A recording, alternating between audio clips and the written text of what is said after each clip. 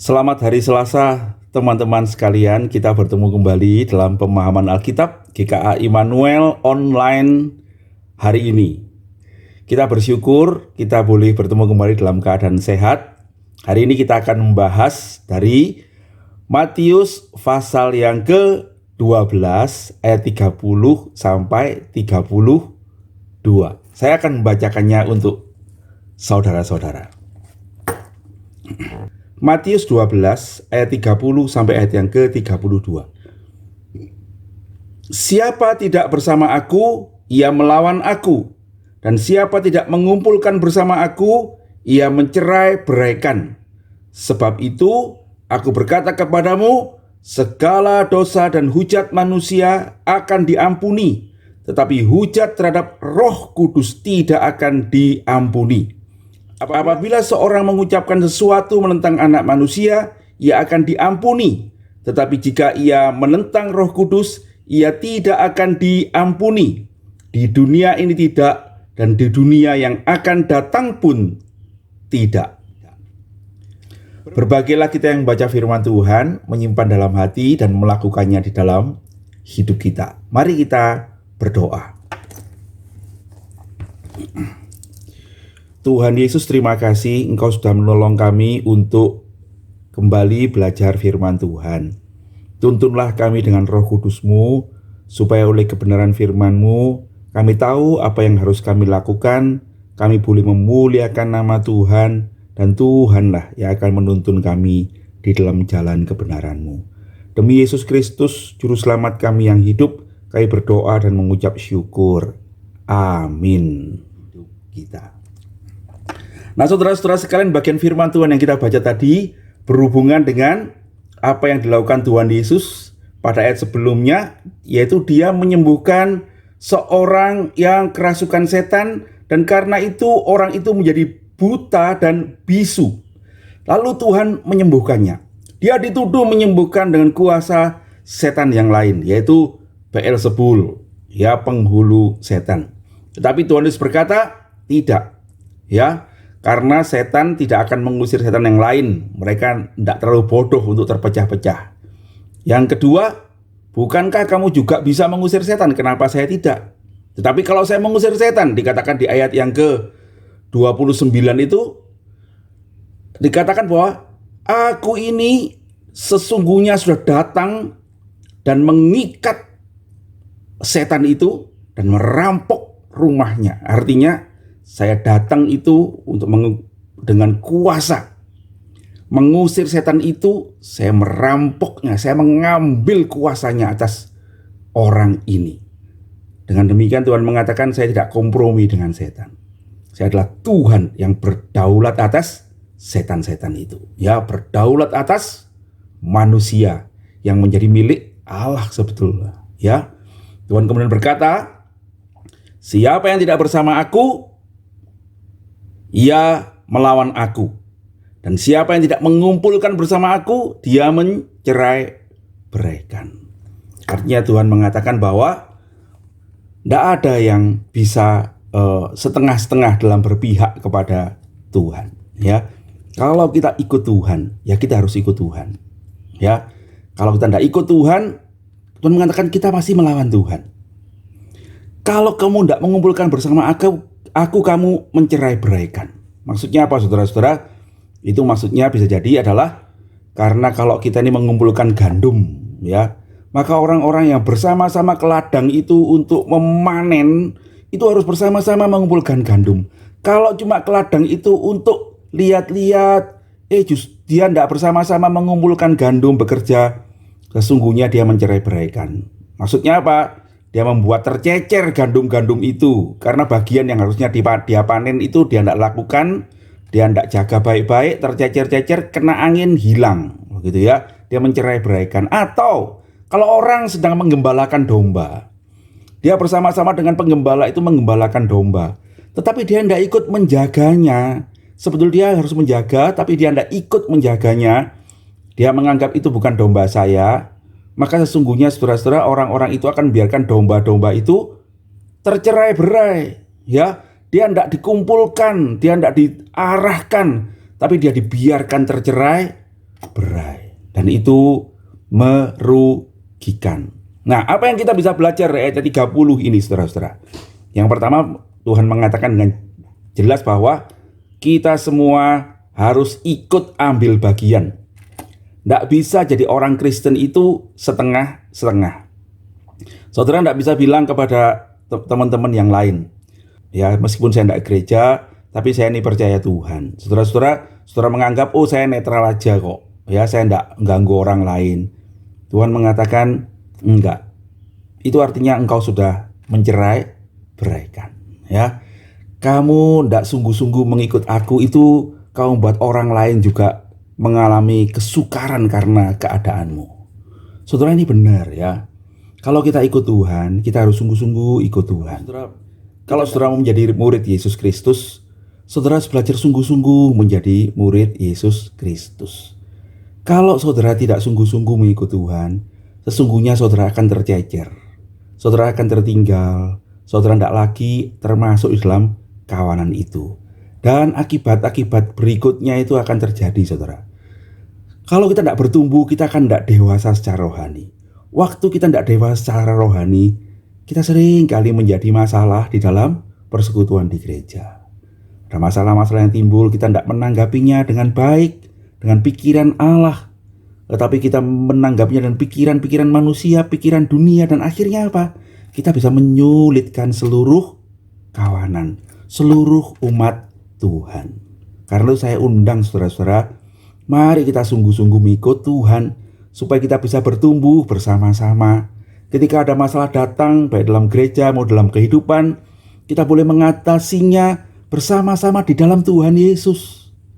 Dan itu akan membuat kita semakin kuat, dan gereja Tuhan bertumbuh bersama-sama, memuliakan nama Tuhan semakin baik. Nah, saudara-saudara, itu sebabnya kita mesti bersungguh-sungguh. Yang kedua yang lebih penting, saudara-saudara ya, orang itu tidak punya tuan. Ya, kita pasti mempunyai tuan. Entahlah kita itu menuhankan Tuhan yang di sorga, atau kita menuhankan diri sendiri dan setan, si iblis. Dalam konteks apa yang kita baca tadi, ada kuasa iblis yang sedang dilenyapkan oleh Tuhan. Nah, saudara-saudara, ini benar ya. Ketika manusia diciptakan, kita ini adalah menjadi gambaran citra Allah. Kita ini menjadi umat Tuhan. Kita ini dibawa untuk melayani Tuhan. Ketika manusia memilih untuk menjadi tuan atas dirinya sendiri, dia kemudian tercabut dari Tuhan. Dia berdosa dan dia kehilangan dirinya. Dia diberitahu oleh iblis dan dia lebih percaya pada iblis. Akibatnya dia melawan Tuhan. Ketika Tuhan Yesus menyelamatkan kita, dia menyelamatkan kita dari dosa. Setelah kita diselamatkan, apakah kita dibebaskan lepas sama sekali gitu? Enggak, saudara-saudara. Tuhan mengatakan, kalau engkau diselamatkan, maka engkau menjadi umatku.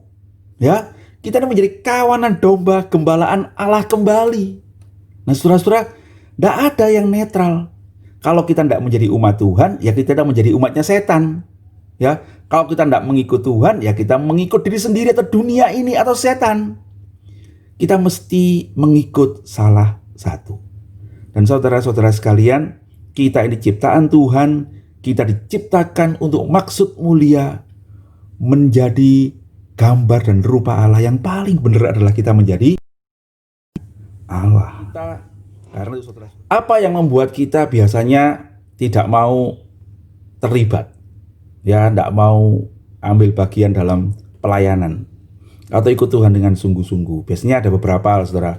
Yang pertama ya karena males, ya, karena kita ini lamban, karena kita ini memang mempunyai kedagingan ini ya, yang mengajak kita untuk udahlah, ndak usah repot, ya, ndak usah bikin capek, begitu ya.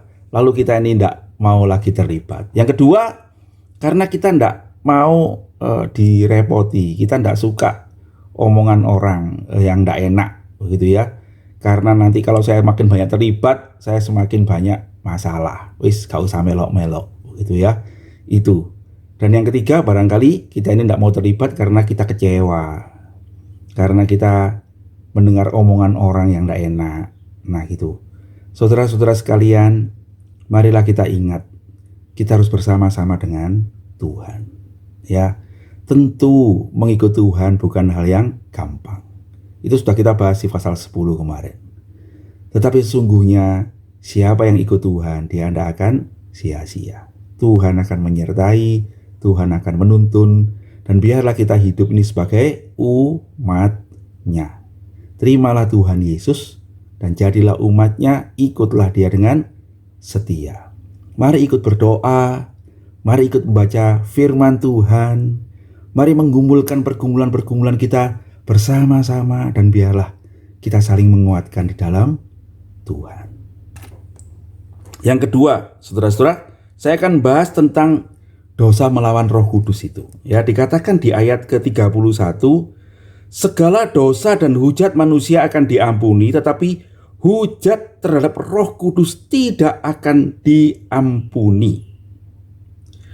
Apabila seorang mengucapkan suatu menentang anak manusia di dalam Alkitab ini berhuruf besar, ia akan diampuni. Tetapi jika ia menentang Roh Kudus, ia tidak akan diampuni. Dia tidak diampuninya di dunia ini dan juga di dunia yang akan datang.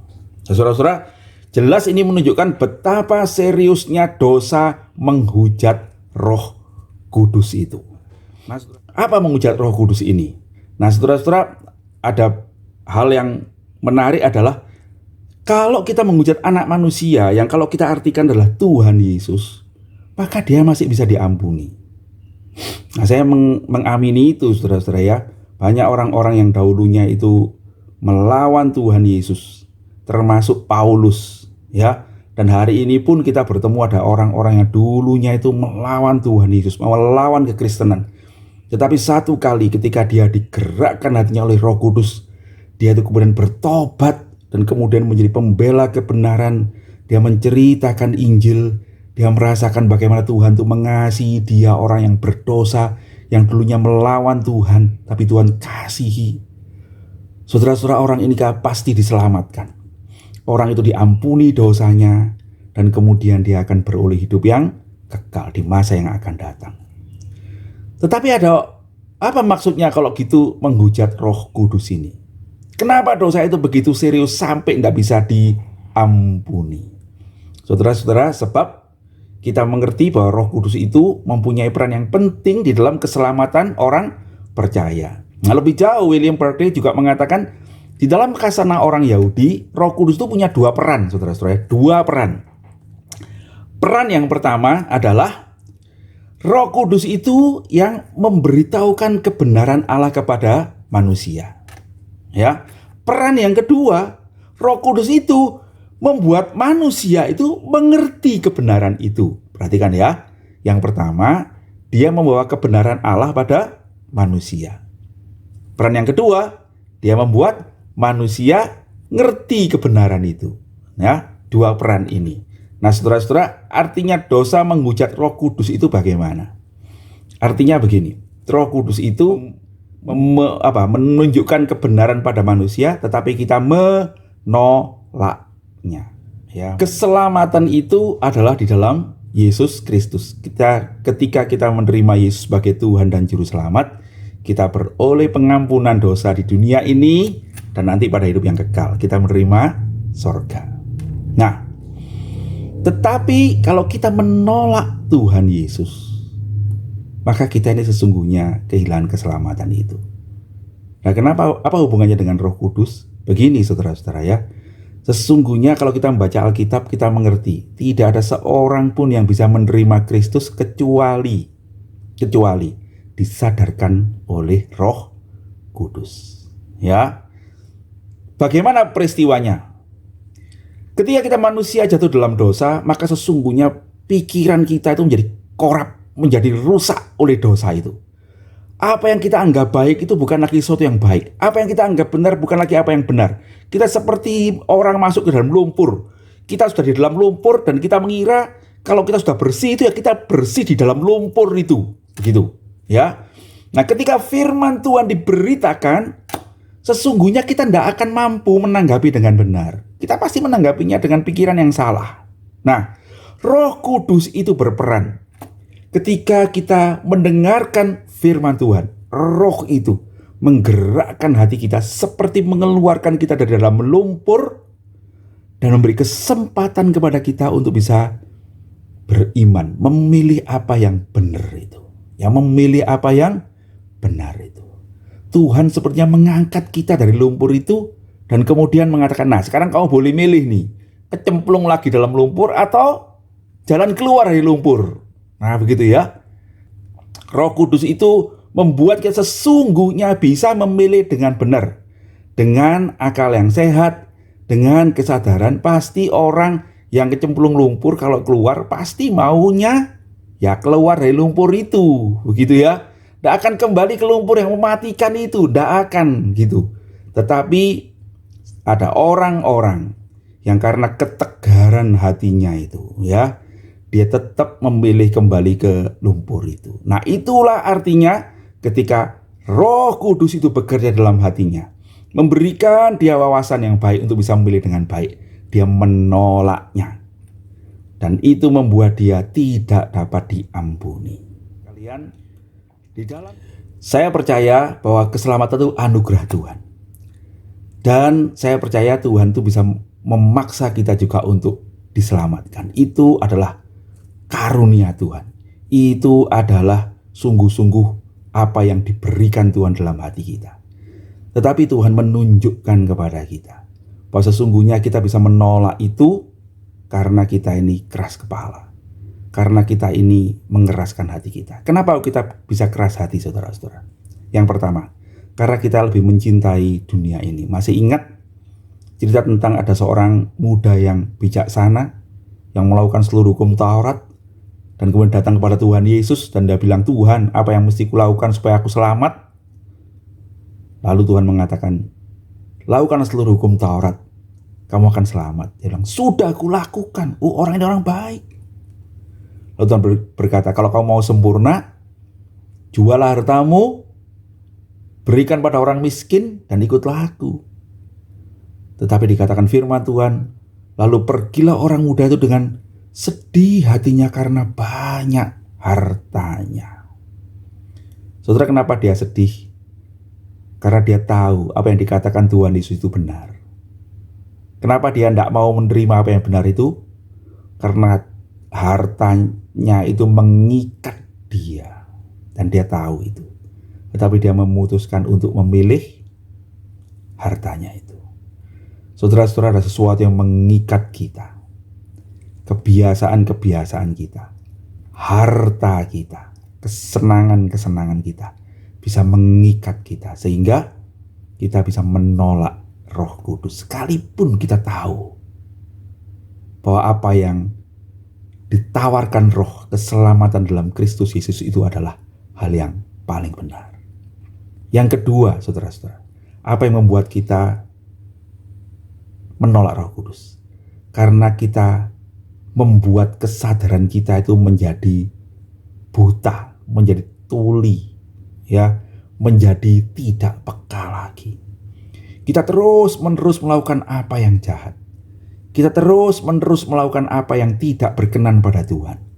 Kita menutupi panggilan hati nurani kita itu. Sehingga ketika hati kita disadarkan Roh Kudus, maka sesungguhnya hati kita itu menjadi bebal. Dan kemudian kita menjadi orang yang tidak bisa lagi memilih apa yang benar karena kita terus-menerus membenamkan hati kita di dalam dosa-dosa kita. Melumurinya dengan kebiasaan-kebiasaan yang buruk. Dan ketika kita dikenalkan pada firman Allah, pada kebenaran itu, kita menolaknya. Tetapi puji Tuhan, saudara-saudara, sekalipun begitu ada kasih karunia Allah yang besar. Ya, kasih karunia Allah yang besar. Ada orang-orang yang Tuhan memang sudah pilih untuk diselamatkan itu. Dia berkanjang dalam dosa, tetapi karena dia kemudian mengalami trauma hidup yang hebat, akhirnya dia berseru pada Allah dalam kesempatan terakhir, Tuhan tolong saya. Dan Tuhan menyelamatkan dia. Kita kenal seorang bernama John Newton, yang dulunya adalah seorang yang sangat berdosa. Dan karena itu ketika dia diberitakan Injil, dia berkata, "Tidak mungkin Tuhan bisa menyelamatkan orang jahat seperti saya. Saya tidak mau terima itu. Tidak mungkin lah." Tetapi ketika dia hampir mati, kapalnya hampir karam dan dia hampir tenggelam, dia berseru pada Tuhan, "Tuhan Yesus, selamatkan saya." Dan ternyata dia tidak mati di laut, dia terdampar, dan kemudian dia bertobat. Dia menjadi seorang yang mengasihi Tuhan, melayani Tuhan seumur hidupnya sampai dia mati. Dia ngarang sebuah lagu yang sampai hari ini paling banyak dinyanyikan di seluruh dunia, yaitu Amazing Grace. Ya, sangat besar anugerah-Mu. Saudara-saudara, saya tidak tahu bagaimana keadaan saudara-saudara. Jadi firman Tuhan hari ini mengingatkan kita, jangan menolak panggilan Roh Kudus. Kalau hari ini Tuhan memanggil engkau untuk kembali, keluar dari dosa-dosamu, dengarkanlah panggilan itu. Tuhan mengasihimu. Tuhan ingin kita selamat. Tetapi kalau kita menolak, saudara-saudara, sesungguhnya kita bisa kehilangan keselamatan itu. Karena Tuhan berkata, kalau engkau menolak Roh Kudus, engkau tidak akan diselamatkan. Engkau tidak akan diampuni di dunia ini maupun nanti di akhirat. Artinya kita akan berjalan menuju ke neraka. Tuhan kiranya menolong kita untuk mengerti kebenaran ini, dan biarlah kita berbalik kepada Tuhan. Jangan biarkan kasih karunia Tuhan lewat dari hidup kita. Mari kita berdoa. Tuhan, terima kasih kami boleh bersama-sama membaca firman-Mu. Terima kasih Engkau mengingatkan kami. Tuhan, kami tahu peringatan ini keras. Tapi lembutkanlah hati kami untuk mengerti bahwa Tuhan mengingatkan itu karena Tuhan mengasihi kami. Tuntunlah kami untuk bisa menanggapi dengan baik. Ya Roh Kudus, bekerjalah dalam hati setiap saudara-saudara yang mendengarkan firman Tuhan-Mu ini. Terpujilah nama Tuhan. Demi Yesus Juru Selamat kami yang hidup, kami berdoa dan mengucap syukur. Amin. Sampai bertemu saudara-saudara. Nanti sore kita akan PA diskusi jam 6. Lalu jam 7 kita akan berdoa bersama-sama dalam Zoom. Yang linknya nanti akan diberikan di warta gereja, di kelompok ya, di grup GKA Immanuel Malang. Tuhan Yesus memberkati.